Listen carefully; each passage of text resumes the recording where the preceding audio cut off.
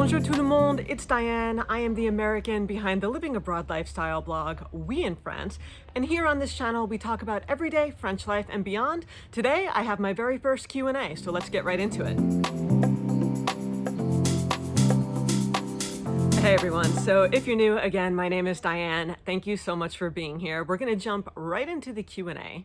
And thank you first to everyone who submitted a question, either here on YouTube in the community tab or over in my Instagram stories. Thank you, really appreciate that you took the time. And two things. I'm not answering any questions that would be kind of outside my scope of knowledge. I don't want to speak to anything I don't really know much about. And second, I wanted to choose the questions that I feel would be most interesting to the widest number of people, maybe be the most helpful. So with that, we'll start with number one. I got a handful of questions about how did I come to France? How did I get here? What's my background? And then how did I meet my French husband, Tom?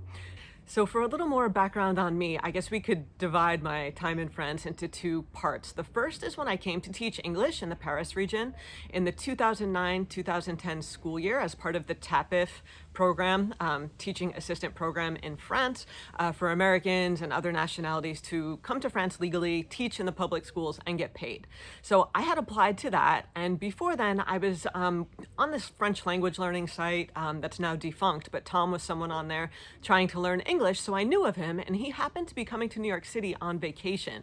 So when he came, of course, we met up, I showed him around, then he went home and I kept in touch with him.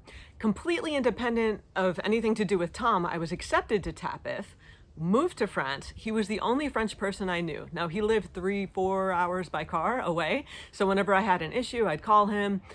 He'd help me. You know, we met up a few times. There's tons of vacation in the French school year. And one thing turned to another, we started dating and just hit it off. So after that program was over, I went back to the US, and unfortunately we did the long distance thing for a bit. Then we finally got married, and then I moved to France. It was just easier at that time for me to pick up my life and come to France, just quicker, cheaper, just easier than for Tom to leave everything in France and come to the US. And once I moved, we weren't sure if we'd stay here or go back to the US, but happy to say we've been in France since then, since about 2012. So yeah, that's the short story about how I came to be living in France. Basically, I met a French guy, we got married, and then I moved. Okay, next one. What is my favorite wine? And I have to say I've developed a real appreciation for wine, French wine in particular, since moving to France. I feel like wine is much more of the culture here than it is in the US. It's cheaper, it's more accessible, it's just something that's there, it's something that people are familiar with, that they indulge in. And I'm really grateful for that because I do live outside of Angers in a wine region here in the Loire Valley. And my favorite wine is, well, I have to say in general, it's dry white wines. I like a lot of different wines with certain foods, but my go-to is always going to be a dry white. My favorite is Muscadet, not to be confused with Muscat, completely different thing.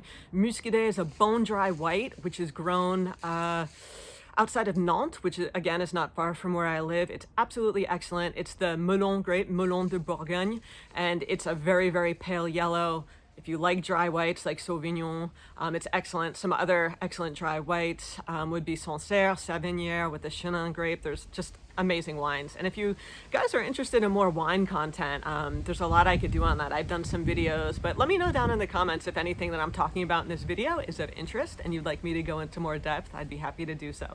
So yeah, Muscadet, not Muscat, Muscadet. Look for it in your wine store, and the best part is because it's local to me, I can get a good bottle for well under 10 euros, even like 7 or 8. So yeah, thumbs up to the Muscadet. Okay, next question is, what are areas and cities you would recommend that would be an easy train ride away and would be good to explore in a day or two? Okay, truth be told, I have not been everywhere in France, so these are just my recommendations based on places I've been. If you want to do a day trip, you're not going to be able to see everything. I would say at the very least, try to do at least an overnight stay. You could come out by me, a 90-minute ride from Gare Montparnasse, I believe, to Angers. It's like a 90-minute train ride on the TGV, which is excellent. A little further is Nantes. So it's great out here in the Pays de la Loire and the Loire Atlantique. Those are options if you're interested in seeing maybe some of the Loire castles like Chenonceau, Amboise, all of those. You could take the train to Tours as well and see my friend Kathy of the Tasting Room. She's outside of Tours, does amazing wine tours. I did a video with her on my channel, so you can look at that. Otherwise, if you head north, you could take the train to Normandy, and I highly recommend that. We have the American World War II memorial cemeteries, Omaha Beach, all the D-Day beaches. There's the Mont Saint-Michel, which I did a few videos from just a few weeks ago. You could do it as a day trip, but the best thing to do is rent a car and drive up there. It's not difficult to drive in France. I might do a video on that. But yes, again, you can take the train, and there are private tour companies that will show you around Normandy, but a weekend would be great. And if you have a week, that would be even better. You could also take the train east, go to Strasbourg, all of that. And there's a new line as of the past year or two from Paris right to Bordeaux. But again, I wouldn't do that as a day trip because, again, you're cutting it tight with the time on the train. And then if there's delays, then you won't really have much time in the city. So I would say if I had to pick one, and let's say it's your first trip to France, maybe your only opportunity to come to France and see more than Paris, I would probably go north to Normandy. I would go see le Mont Saint-Michel. I would see the D-Day beaches. I would, see the coast, all of the great places, Étretat, east of le Mont Saint-Michel. Yeah, I would go north, go to Normandy. Which area of France would you most like to live? And along with that, if money was not an issue, where in Paris would you live? Okay, so I don't live in Paris, first of all, just to make that clear. Never have lived in Paris city center, and I don't think I would want to. So if money wasn't an issue, I would get a house on the beach somewhere. I absolutely love Brittany. I don't want to say it's my favorite region in France because there are so many that I really do enjoy, but I love Brittany. I don't know, I just like the rugged coast. I love going to the beach there in the off season, in the winter, and just taking in the air. And I don't know, I just love Brittany. So I'd probably get a house somewhere in a small town overlooking the water if it were my choice. But really anywhere where I could be close to the water, that would be ideal. But where I live here in the Loire Valley, I'm an easy train ride to Paris. I'm not far from Angers or Nantes. I'm an easy drive to the beach, not crazy far to Brittany, which I love, or south to Bordeaux. So we're kind of, as they say in French, bien situé, well situated. And I don't know, I feel like I'm somewhat adaptable with where I live. I'm a bit of a homebody, so as long as I have my couch, my computer, my dog, I'm pretty happy, roof over your head, food, kind of a purpose in life, and a way to make money and support. I feel like if you have those core things, you could kind of live anywhere. So I'm happy where I live. There was another question about that. Yeah, it was, do you prefer living in the countryside or would you prefer a larger city? I lived in New York City for years and I love it. If you told me tomorrow, Diane, you have to move back to New York City, I'd be like, okay, cool. Just like if you said you have to move somewhere else in France, I'd be like, okay. I don't think I'm attached to any one place. New York City will always be my favorite city in the world. Just living through 9/11, being there on that day, I kind of have a connection with New York, so I wouldn't mind going back there at some point. But as far as big cities in France, like Paris, Marseille, I'm fine in the countryside. I like walking my dog where it's not too loud, not too crazy, kind of have a quiet backyard like this, and money goes a little further so we have a bit of space. So yeah, I'm open to what comes in the future, but I'm perfectly happy in a smaller town outside a big city. All right, next up, some deeper questions. Let's see. What do you love about living abroad? And what do you miss most about living in the US? I have to say, something that I love about living abroad is the constant challenge, and that's not to say there would be no challenges still living in the USA, but they'd just be different challenges, maybe challenges that many people around you face. And I feel like living abroad, whether you just arrived, whether it's been a year or two or 8, there are challenges. And I did a whole video with Kate of Unintentionally Frenchified about some of the hardest parts of living in France long term, so check that out. But the question was, what do I love about living abroad? And I just love discovering France. I love discovering my husband's homeland with him. I love being able to share these things with you through my blog, through my YouTube channel. I absolutely, as I said, I love the ocean, and there are some places in France, the Ile de Ré and the Charente-Maritime, absolutely amazing. I said Brittany has a ton of coastal areas. I just love traveling, seeing all the places, learning about the culture, learning from my mistakes, and being challenged, while you're kind of while you're in the challenge, you're not really appreciating it. You're like, oh my gosh, I hate this. But when you kind of look back and you get some distance, you're like, wow, okay, that was really hard and I got through it. And I'm proud of myself for that, for working through things without the support network that maybe you have at home and all of that. So I have to say, I know it's not specific to France, but just the challenge of being away from everything that's comfortable and being able to still enjoy it and be here after 8 years. That's something I'm proud of myself for doing. Superficially, I love the wine culture here. I love discovering the wine. I love that there are so many wine regions pretty much anywhere you go in France. I think it's amazing. I love how the French really savor mealtime and they kind of put the value on what I feel are some of the most important things in life, like work-life balance. All paid employees here.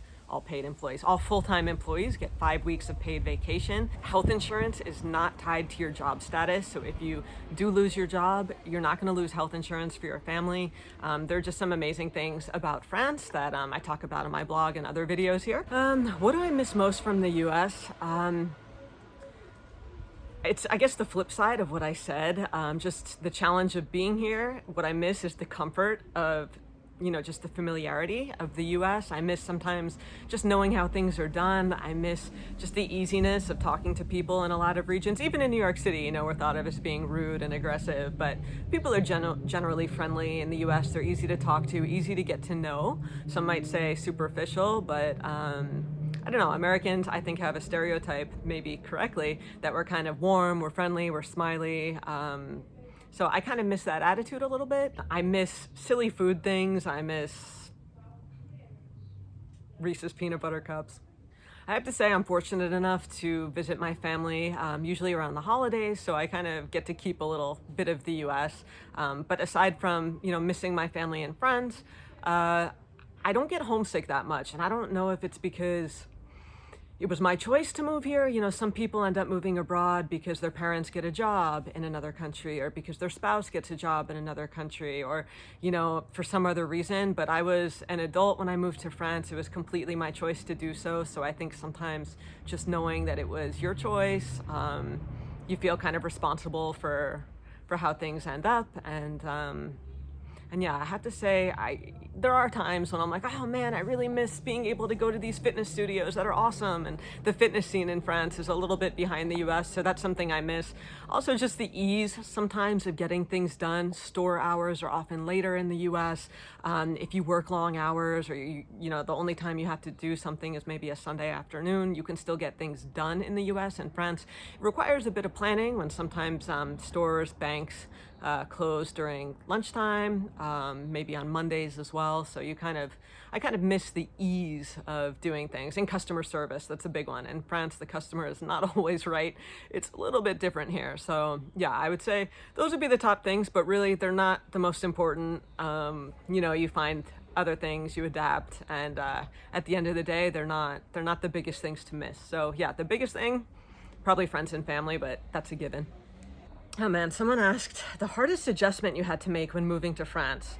And I would say it was kind of a triple whammy when I moved, because first of all, I moved away from my friends and family. They all live locally to me in the New Jersey area. So it was leaving them and moving thousands of miles away. So automatic loss of that in-person support system.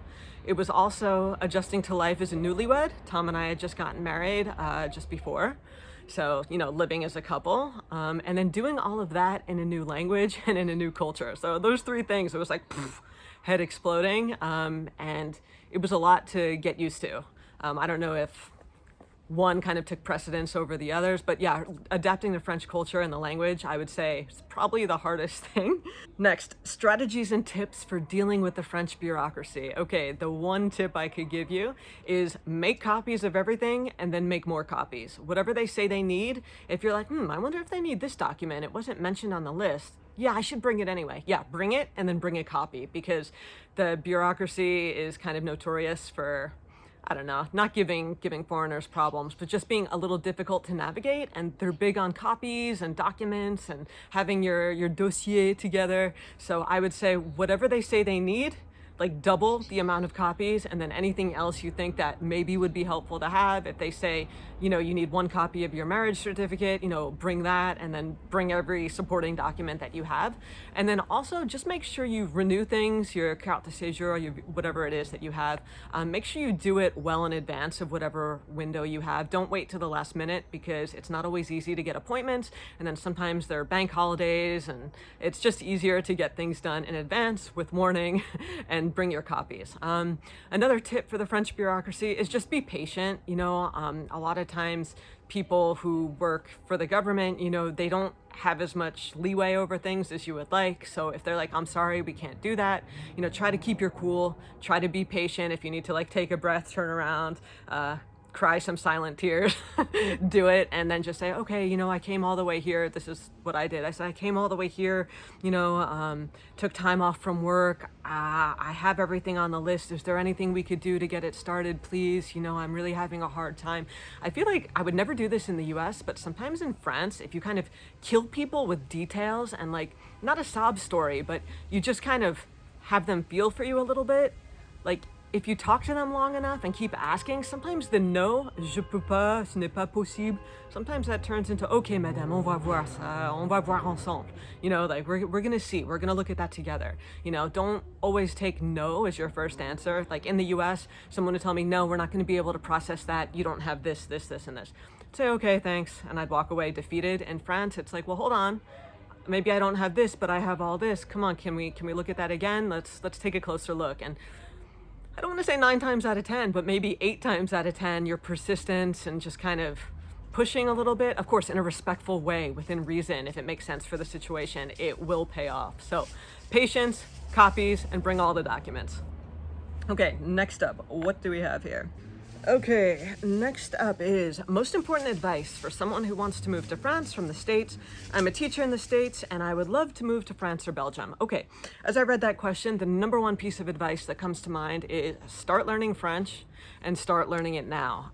My biggest mistake probably moving to France was not getting serious enough about French. And this ties into another question later, but I was probably a low intermediate level of French when I first moved, and I did not focus on speaking French enough. I was fine at writing and grammar and reading, but when it came to understanding actual people in front of my face in real time, it was really hard. So beyond everything else, number one piece of advice, if you're planning on moving to France, is get your French up to speed. Not just writing and not just reading, but actually understanding people, not only being able to communicate your needs, but understanding them back to you in real time.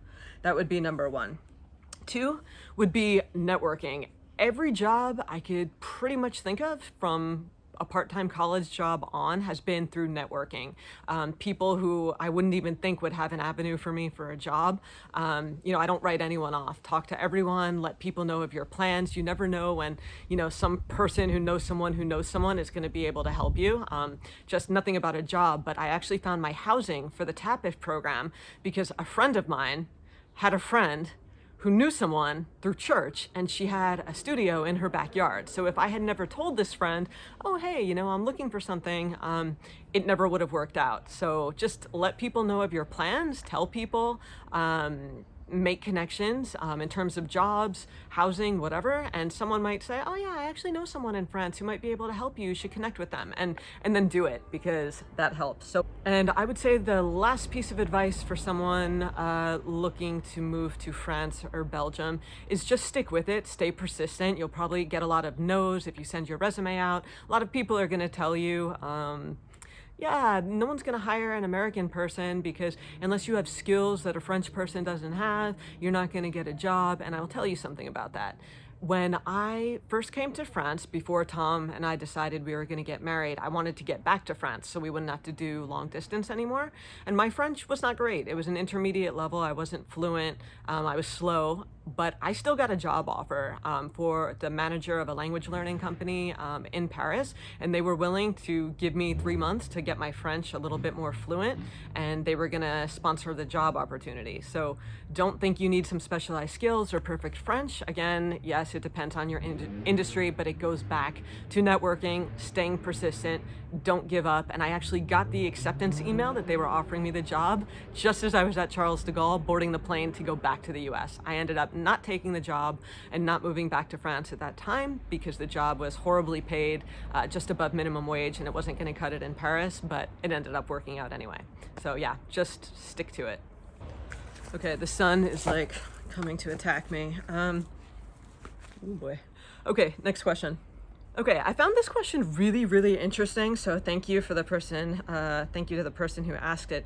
What are some of the reasons that you chose to stay in France that you only came to realize later? So not necessarily the same reasons for your move initially. And I thought about this one for a while because I thought the question was super interesting. So like, why stay in France? And the obvious answer is my husband's French.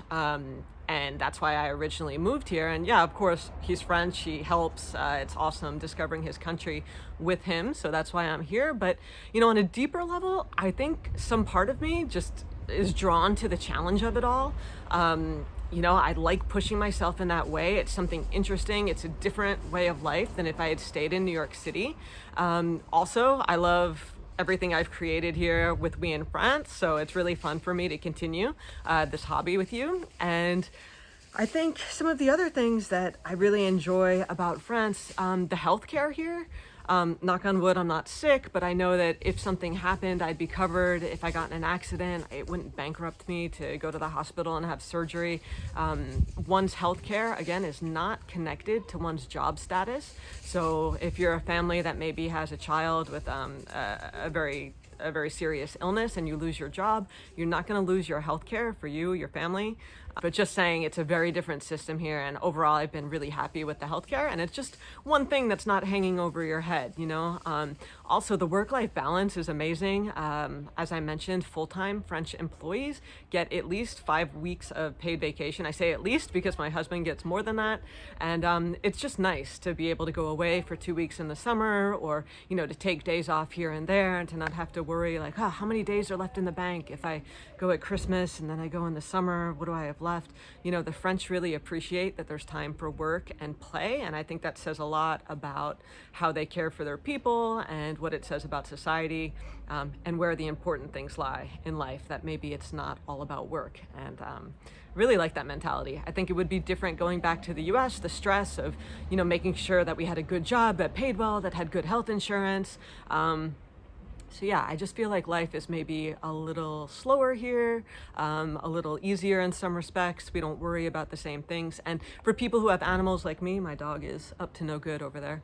Vet care is excellent, and it's much cheaper than it is in the US. I find it to be super hands-on. I love our vets. We've seen many over the years. Emergency vets, when she's done something silly, had like a cornea scratch, and there was an amazing ophthalmologist, and it was like a fraction, even on a Sunday, a specialty emergency visit, it was a fraction of what it would have been in New York. So anyway, those are just a little snapshot of some of the reasons why we're still here. But I think the big ones is just basically the quality of life and the lifestyle.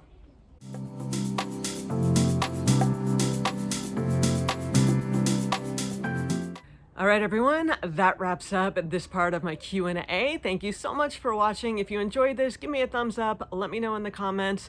Be sure you've subscribed. And if you have any other questions for a future Q&A, leave them for me as well. And I'll see you next time. Salut!